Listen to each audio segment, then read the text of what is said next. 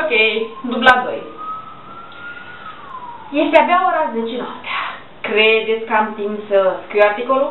Să pun filmulețele, să editez filmulețele, să le pun pe YouTube, să le bag în articol, să le uploadez în platformă până în ora 11:59? Eu cred că am foarte mari șanse. Bun, ăsta e un fel de generic și cred că e cu partea de mulțumiri. Nu o să mulțumesc pisicilor pentru că m-au stresat de n-am mai putut. Bine că voi ne-ați votat. Să o luăm pe rând. Mulțumesc de la nu știu ce faci, dar la fiecare probă, de fapt la fiecare superblog, mă gândesc cum să te impresionez. Când e vorba de mâncare, ia că am apuc de făcut filmulețe pe YouTube. Super probă, delicioasă, le-a făcut și pisicilor, apropo.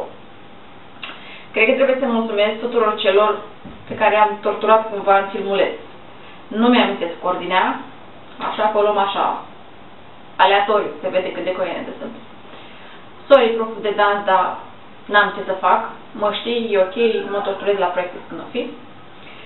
Fratele meu, dacă nu dai share, să vezi cum ne înțelegem noi ca băieții, nu-ți dau sandvișuri, apropo mâine, vezi că mi-a mai rămas o grămadă de cremă de brânză.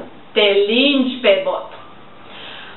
Am uitat să spun, mulțumesc de la de fapt, cred că îți mulțumește mama, unul la mână, pentru că așa mai mănâncă și ea sărăguța niște mâncare gătită de mine, și doi la mână pentru că a trebuit să fac curat în bucătărie. După o săptămână în care n-am făcut nimic, a venit proba, pac, trebuie să faci curat, așa că mama îți mulțumește.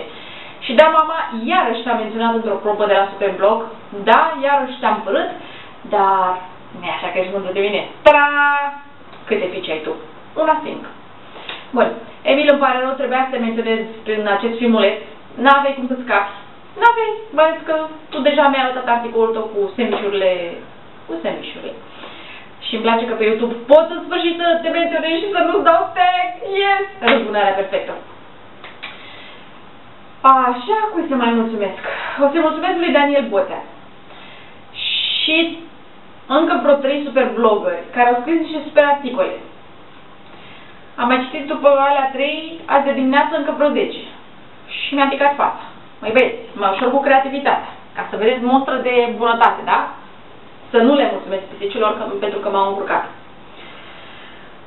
Și în principal că am place. Bucătăria e curată, sandvișurile sunt foarte bune. Uitați pe cine uitam.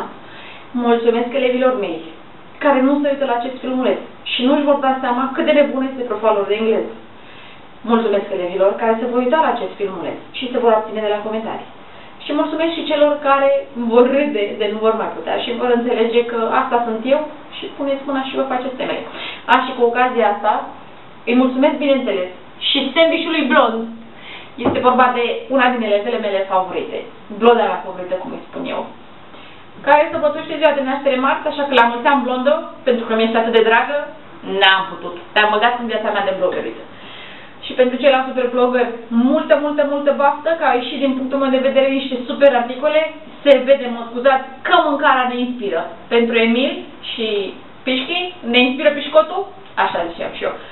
Poftă mare, mă scuzați, dar eu mă duc să mănânc elevii. Da, ați auzit bine. Ne vedem în următoarele probe.